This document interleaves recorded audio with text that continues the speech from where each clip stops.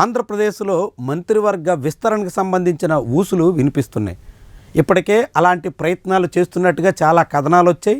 అవన్నీ ఊహాగానాలుగా మిగిలాయి. ఇప్పుడు మళ్ళీ త్వరలోనే మంత్రివర్గంలో మార్పులు చేర్పులు ఉంటాయి అనే మాట వినిపిస్తుంది. ఇది నెల్లూరు జిల్లా రాజకీయాల్లో కలకలం రేపుతోంది. అందులోనూ అధికార తెలుగుదేశం పార్టీ నేతల్లో సందడిని రేకెత్తిస్తోంది. ముఖ్యంగా నెల్లూరు జిల్లా నుంచి ప్రస్తుతం 2 మంత్రులు ప్రాతినిధ్యం వహిస్తున్నారు. అందులో మున్సిపల్ శాఖ మంత్రిగా సీనియర్ నేత నారాయణ ఉంటే, మరొక సీనియర్ నాయకుడు ఆనం రామనారాయణ రెడ్డి దేవాదాయ శాఖ మంత్రిగా సాగుతున్నారు. ఆ జిల్లా వ్యవహారాలకు సంబంధించి ఈ 2 మంత్రులకి ఏ మాత్రం పొసగడం లేదు.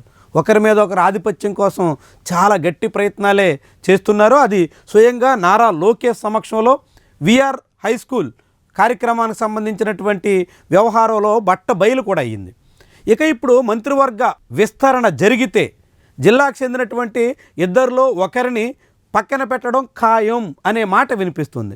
అందులో వయోభారం ఇతర కారణాల రీత్యా ఆనం రామనారాయణ రెడ్డిని తొలగించవచ్చు అనే మాట చాలా బలంగా వినిపిస్తుంది. ఒకవేళ ఆనం రామనారాయణ రెడ్డిని తొలగిస్తే ఆయన స్థానంలో ఎవరికి మంత్రి పదవి దక్కుతుంది అన్న దాని మీద ఇప్పుడు తెలుగుదేశం పార్టీలో కుమ్ములాట సాగుతోంది. ఒకరి మీద ఒకరు పై చేయి సాధించడం కోసం 3 నేతలు పోటీ పడుతున్నారు. అందులో ఒకరు సీనియర్ నేత మాజీ మంత్రి సోమిరెడ్డి చంద్రమోహన్ రెడ్డి, మరొకరు ఇప్పటికే నెల్లూరు రూరల్లో హ్యాట్రిక్ విజయాలు సాధించిన కోటవరెడ్డి శ్రీధర్ రెడ్డి. వీళ్ళిద్దరిని మించి తనకే ఖచ్చితంగా సీటు దక్కుతుందని గట్టి ఆశలతో సాగుతున్న నాయకురాలు కోవూరు ఎమ్మెల్యే వేమిరెడ్డి ప్రశాంత్ రెడ్డి. ఆమె భర్త ప్రస్తుతం నెల్లూరు నుంచి ఎంపీగా వేమిరెడ్డి ప్రభాకర్ రెడ్డి ప్రాతినిధ్యం వహిస్తున్నారు. దాంతో ఆమె భర్త ఎంపీగా, ఆమె ఎమ్మెల్యేగా ఉండగా మళ్ళీ ఆమె మంత్రి పదవి మీద గట్టిగా ప్రయత్నాలు చేస్తుండడం ఇప్పుడు నెల్లూరు రాజకీయాల్లో ఆసక్తిని రేకెత్తిస్తుంది. ఈ 3లో ఎవరికి అవకాశం ఉంటుంది అన్న దాని మీద అనేక రకాల చర్చలు సాగుతున్నాయి. దానికోసం ఈ 3 వివిధ మార్గాల్లో ప్రయత్నాలు కూడా ముమ్మరం చేస్తున్నారు.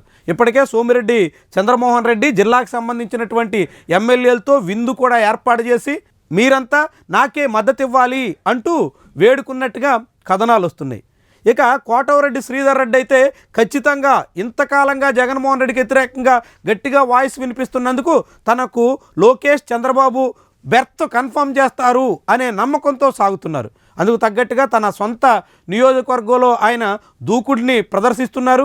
రాష్ట్ర వ్యాప్త వ్యవహారాల్లో కూడా జగన్మోహన్ రెడ్డి మీద మాటల దాడికి దిగుతున్నారు. ఇదంతా అధిష్టానం తనను కరుణించే దిశగా ఉంటుంది అనేటువంటి ఆలోచనతో ఆయన చేస్తున్నట్టుగా చాలామంది అంచనా వేస్తున్నారు. కానీ ఆయనకి చాలా కీలకమైనటువంటి అడ్డంకి ఏంటంటే నెల్లూరు సిటీ నుంచి ప్రాతినిధ్యం వహిస్తున్న నారాయణ మంత్రివర్గంలో ఉండగా మరొక రూరల్ ఎమ్మెల్యేకి పక్కపక్కనే 2 నియోజకవర్గాల నేతలకి బెర్తిస్తారా అనేటువంటి ఆ ప్రాంతీయ సమీకరణలు ఆయనకి అడ్డంకిగా మారే అవకాశం ఉంది అని భావిస్తున్నారు.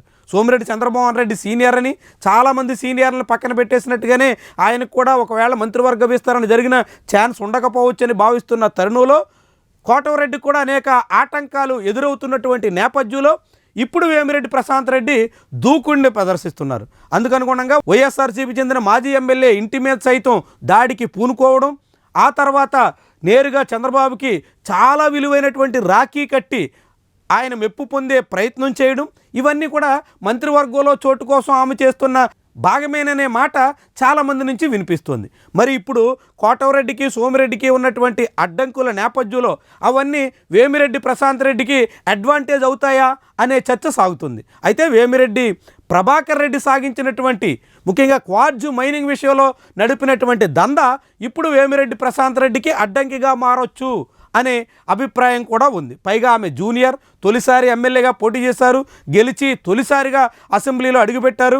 ఇప్పటికే చాలామంది జూనియర్ ఎమ్మెల్యేలకి మంత్రులుగా ఛాన్స్ ఇచ్చి చంద్రబాబు సర్కారు పూర్తిగా పట్టు సాధించలేకపోతుంది అనే మాట ఉన్న తరుణంలో మరొక జూనియర్కి ఎంత మేరకు అవకాశం ఇస్తారు అనే అభిప్రాయం కూడా ఉంది. ఇలాంటి అనేక అవరోధాలు కూడా వేమిరెడ్డి ప్రశాంత్ రెడ్డికి కనిపిస్తున్నాయి. మరి ఈ 3 ఎవరికి వారే అన్నట్టుగా కుమ్ములాటకు దిగుతూ జిల్లాలో మంత్రివర్గం తమదంటే తమదే చోటని భావిస్తున్నటువంటి తరుణంలో చంద్రబాబు, నారా లోకేష్ ఎవరిని కరుణిస్తారు, ఎవరికి అవకాశం ఇస్తారు, వీళ్ళకి అవకాశం ఇవ్వడం కోసం ఆనం రామనారాయణ రెడ్డిని ఏ మేరకు పక్కన పెడతారు, ఒకవేళ ఆయన్ను పక్కన పెట్టకుండా కొనసాగిస్తే నెల్లూరు జిల్లాలో అసంతృప్తి రేగి ఈ ఎమ్మెల్యేలంతా ఏం చేస్తారు, ఇవన్నీ కూడా చాలా ముఖ్యమైనటువంటి అంశాలు. ఎందుకంటే కోటమిరెడ్డి శ్రీధర్ రెడ్డి జగన్మోహన్ రెడ్డి హయాంలో కూడా మంత్రివర్గంలో చోటు రాలేదనేటువంటి కారణంతోనే ఆ పార్టీ నుంచి ఫిరాయించిన చరిత్ర ఉంది. ఇలాంటి అనేక సమీకరణలకు మూలం కాబోతున్నటువంటి ఏపీ మంత్రివర్గ విస్తరణ నెల్లూరు జిల్లా రాజకీయాల్లో, అందులోనూ తెలుగుదేశం పార్టీ